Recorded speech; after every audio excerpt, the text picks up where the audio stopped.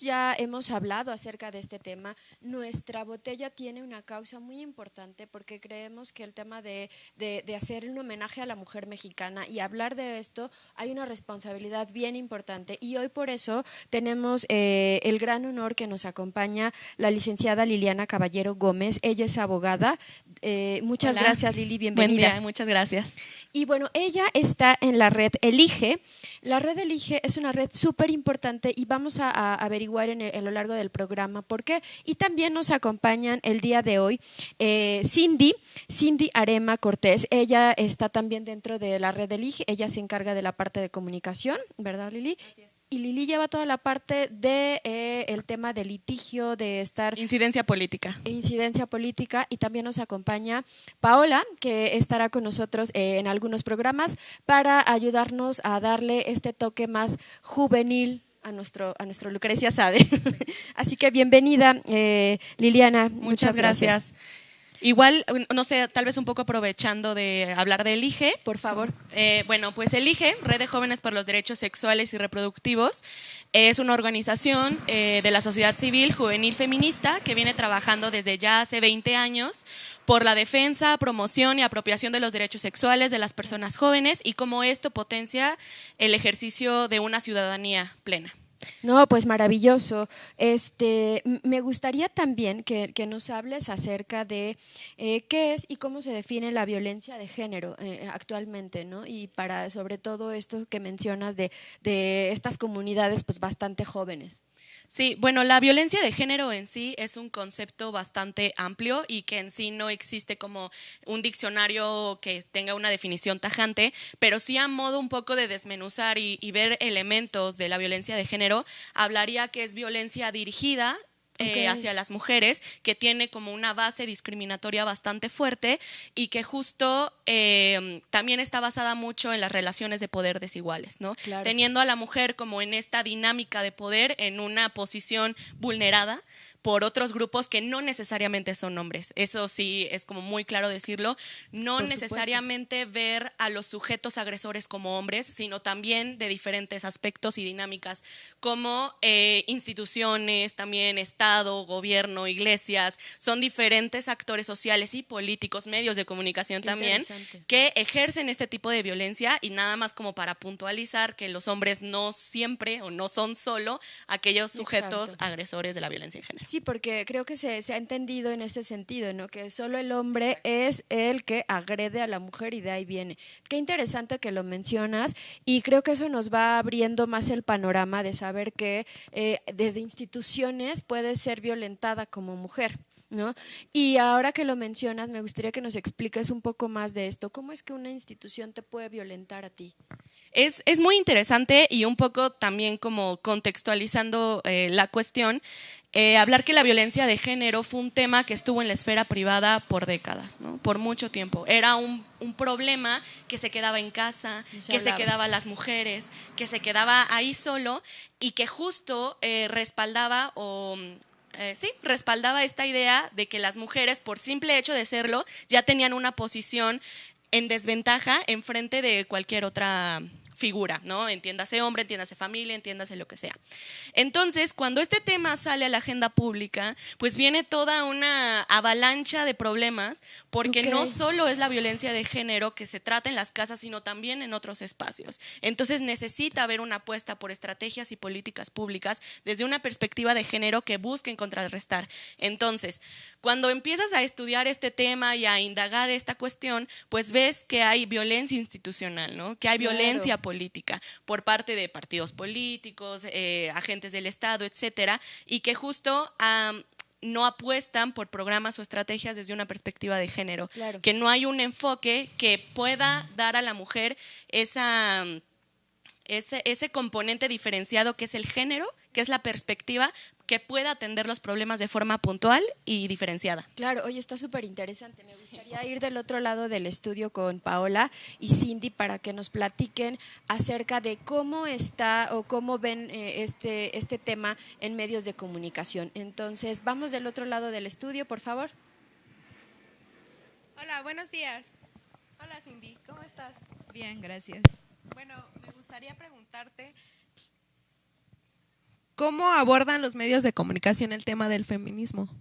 Bueno, primero creo que hablarte un poco de que los medios de comunicación tienen un gran poder político y social y por ende tienen que saber cómo usarlo, ¿sabes? Yo creo que en la actualidad no lo están haciendo correctamente, y entonces creo que eso ha afectado como al movimiento feminista, ¿no?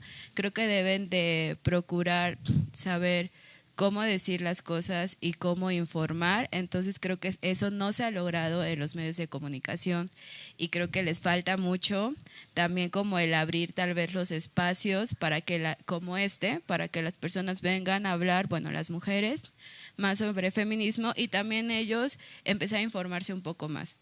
Entonces yo creo que en eso los medios de comunicación se están quedando un poco cortos y creo que están abordando mal lo que es el tema de feminismo. O sea que es como algo nuevo para ellos.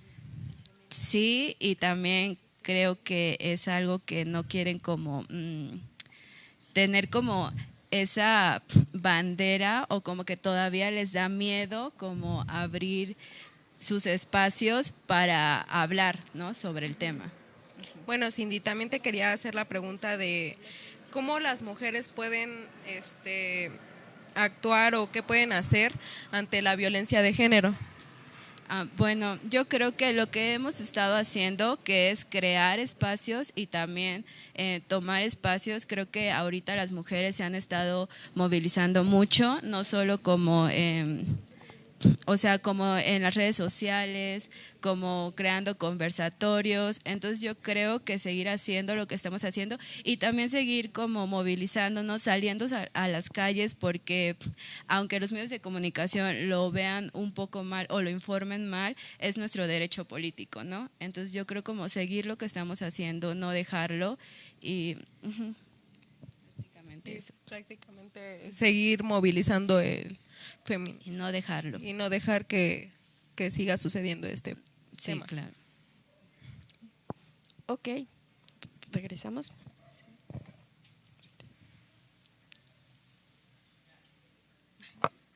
Pues estamos de regreso de este lado nuevamente y después de escuchar lo que acaba de comentar Cindy, estaría increíble también que nos contaras cómo ha permeado todo este tema en la agenda pública a través de las recientes movilizaciones que hemos visto.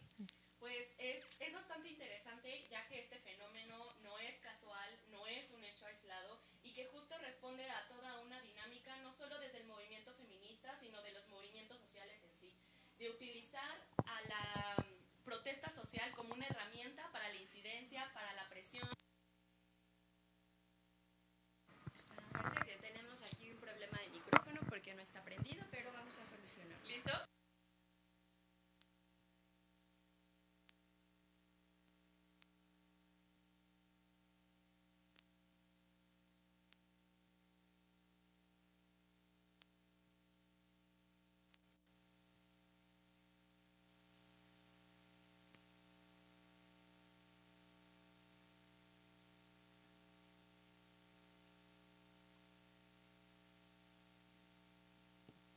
Bastante loable reconocer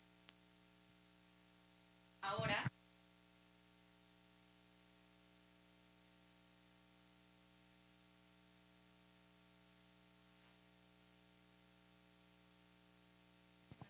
Listo. A ver si ¿Listo? ya ahora sí. Perdón que te hayamos interrumpido, estás preocupes. súper inspirada y te ¿Puedo cortamos. volver a decir sin Por favor, para que quede claro. Ok, no te preocupes. Sí, o sea, es hablar de las nuevas, no nuevas, sino más recientes movilizaciones en torno al movimiento feminista, que no son casuales, no son hechos aislados, sino que viene de una muy reciente también cultura de ver a la protesta social como una herramienta para la incidencia política, Por para la supuesto. incidencia social, y ver cómo esta exigibilidad de derechos tiene diferentes matices y diferentes formas y mecanismos de llevarlos a cabo. Una de ellos es salir a tomar las calles. Entonces, recordarán campañas o o movilizaciones bastante orgánicas a través de redes sociales, como lo son Mi Primer Acoso, el Me Too. Qué fuerte, sí. Entonces, todas estas campañas fueron orgánicas y fueron un poco impulsadas por mujeres jóvenes. Y esto ha traído a la discusión pública de cómo las movilizaciones están haciendo de nuevas herramientas para poder generar incidencia y cambio social.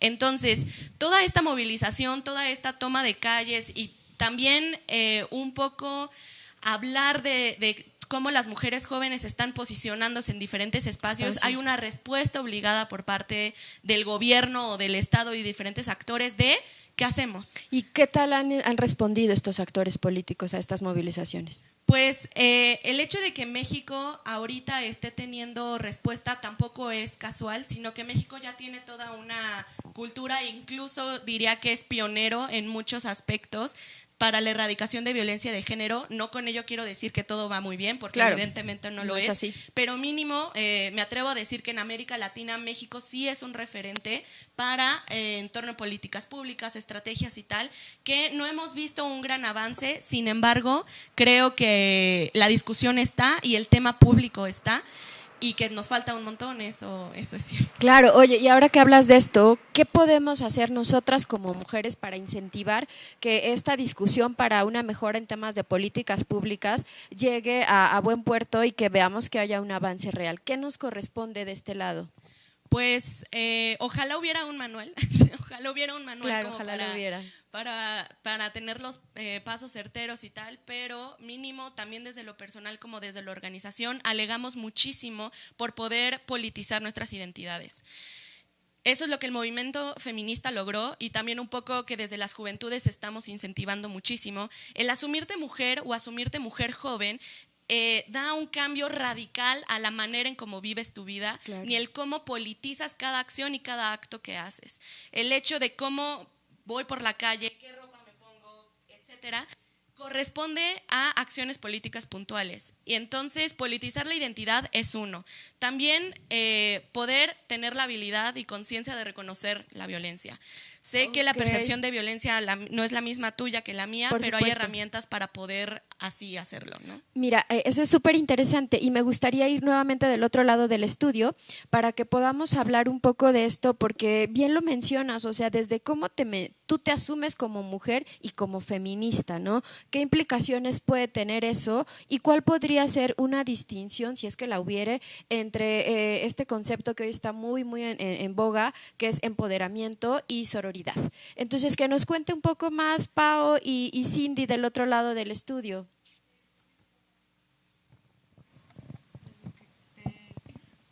Bueno, Cindy, ¿nos puedes contar más de lo que tú haces en este proyecto?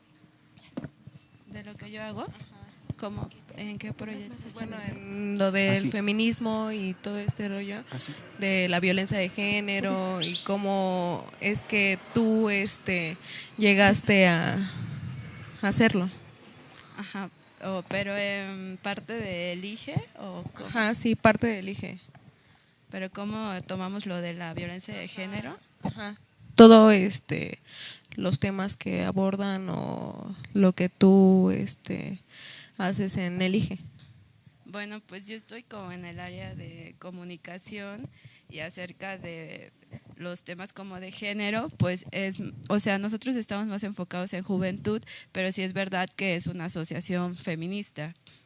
Entonces, sí como que tocamos los temas y sabemos de los temas más como de mujeres feministas, pero también como tocamos como el tema de juventud. Okay.